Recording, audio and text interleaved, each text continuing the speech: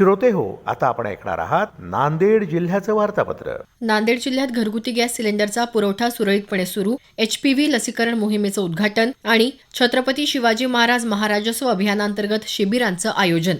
या आणि इतर घडामोडींविषयी आमचे वार्ताहर अनुराग पोळे यांनी पाठवलेली ही माहिती. नांदेड जिल्ह्यात घरगुती गॅस सिलेंडरचा पुरवठा सुरळीतपणे सुरू असून नागरिकांनी कोणत्याही प्रकारे पॅनिक बुकिंग करू नये, तसंच गॅस एजन्सीच्या बाहेर अनावश्यक गर्दी करण्याची गरज नाही, असं आवाहन जिल्हा प्रशासनाच्या वतीनं करण्यात आलं आहे.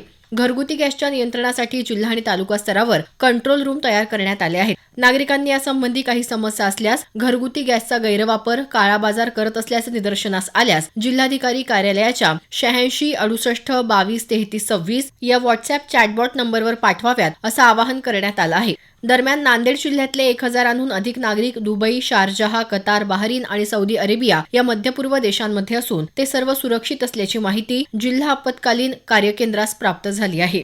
जागतिक महिला दिनी नांदेड जिल्ह्यामध्ये गर्भाशयाच्या मुखाच्या कर्करोगाला प्रतिबंध करणाऱ्या HPV लसीकरण मोहिमेस मुदखेड तालुक्यातल्या मुगट प्राथमिक आरोग्य केंद्रात प्रारंभ करण्यात आला. या विशेष मोहिमेचं उद्घाटन जिल्हा आरोग्य अधिकारी डॉ. संगीता देशमुख यांच्या हस्ते झालं.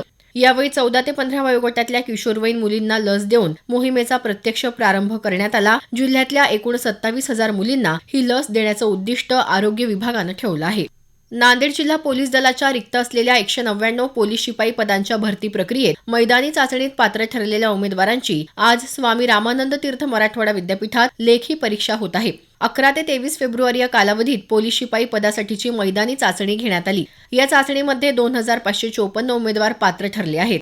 वाढत्या उन्हामुळे नांदेड जिल्ह्यातल्या सर्व शाळा आता सकाळच्या सत्रात भरवण्याचे आदेश देण्यात आले आहेत. मुख्य कार्यकारी अधिकारी मेघना कावली यांनी हे आदेश काढले. शाळा सकाळी 8:30 ते दुपारी 1 वाजेपर्यंत भरवाव्यात, असं या आदेशात म्हटलं आहे.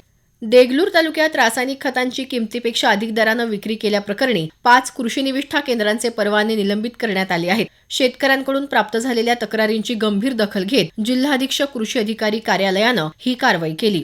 स्वामी रामानंद तीर्थ मराठवाडा विद्यापीठातील भौतिकशास्त्र संकुलाचे संचालक शास्त्रज्ञ डॉ. राजाराम माने आणि त्यांच्या संशोधन टीमनं औद्योगिक क्षेत्रासाठी अत्यंत उपयुक्त असं टॉक्सिक गॅस मॉनिटरिंग वेअरबेल डिव्हाइस विकसित केलं आहे. या उपकरणाला भारत सरकारच्या पेटंट कार्यालयाकडून अधिकृत नोंदणी प्रमाणपत्र प्राप्त झालं आहे. हे उपकरण औद्योगिक वसाहती, रासायनिक प्रयोगशाळा तसंच धोकादायक वातावरणात काम करणाऱ्या कर्मचाऱ्यांच्या सुरक्षेसाठी विकसित करण्यात आलं आहे.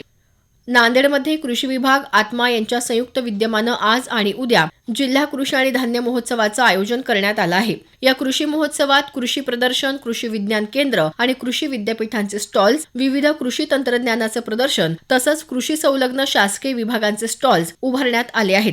त्याचबरोबर विविध विषयांवरील शेतकरी शास्त्रज्ञ परिसंवाद, चर्चासत्रे, उत्पादक ते ग्राहक थेट विक्री, कृषी मालाचं प्रदर्शन तसंच खरेदीदार विक्रेता संमेलनही होणार आहे.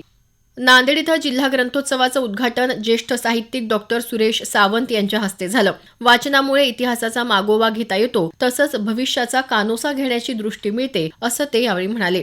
छत्रपती शिवाजी महाराज महाराजस्व समाधान शिबिर अभियानाअंतर्गत नांदेड तालुक्यातलं दुसरं शिबिर लिंबगाव इथं पार पडलं. विविध शासकीय सेवा एकाच ठिकाणी उपलब्ध करून दिल्यामुळे या शिबिराला परिसरातल्या 16 गावातल्या नागरिकांचा उत्स्फूर्त प्रतिसाद मिळाला. अध्यक्षस्थानी नांदेडचे उपविभागीय अधिकारी डॉ. सचिन खल्लाळ हे होते. या शिबिरामध्ये 960 डिजिटल सातबारा, 640 8 उतार्यांचं वाटप, 621 अर्जदारांना विविध प्रमाणपत्र वाटप आणि 15 जणांना संजय गांधी योजनेचा लाभ वाटप करण्यात आला.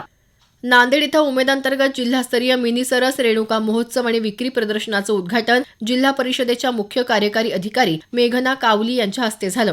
आर्थिक उन्नतीसाठी उमेदच्या स्वयंसहायता गटांनी आपल्या उत्पादित मालाचे योग्य आणि आकर्षक पॅकिंग करून वस्तू बाजारात आणल्यास निश्चितच उन्नती होईल, असं त्या म्हणाल्या. नांदेड जिल्ह्यातल्या सफाई कामगारांच्या अडचणी आणि प्रश्नांबाबत आढावा राज्य सफाई कर्मचारी आयोगाचे अध्यक्ष शेरसिंग रुकानसिंग डागोर यांनी घेतला. शासन निर्णयानुसार सफाई कर्मचाऱ्यांना तसंच त्यांच्या कुटुंबियांच्या प्रगतीसाठी विविध योजनांचे लाभ नियमानुसार आणि वेळेत देण्याची कार्यवाही करावी, असे निर्देश त्यांनी दिले. गुरुद्वारा तख्त सचखंड श्री अबचलनगर साहिब इथं होळी सण आणि होला महल्ला सण उत्साहात साजरा करण्यात आला. यानिमित्त देशविदेशातून हजारोंच्या संख्येनं भाविक नांदेडमध्ये दाखल झाले होते.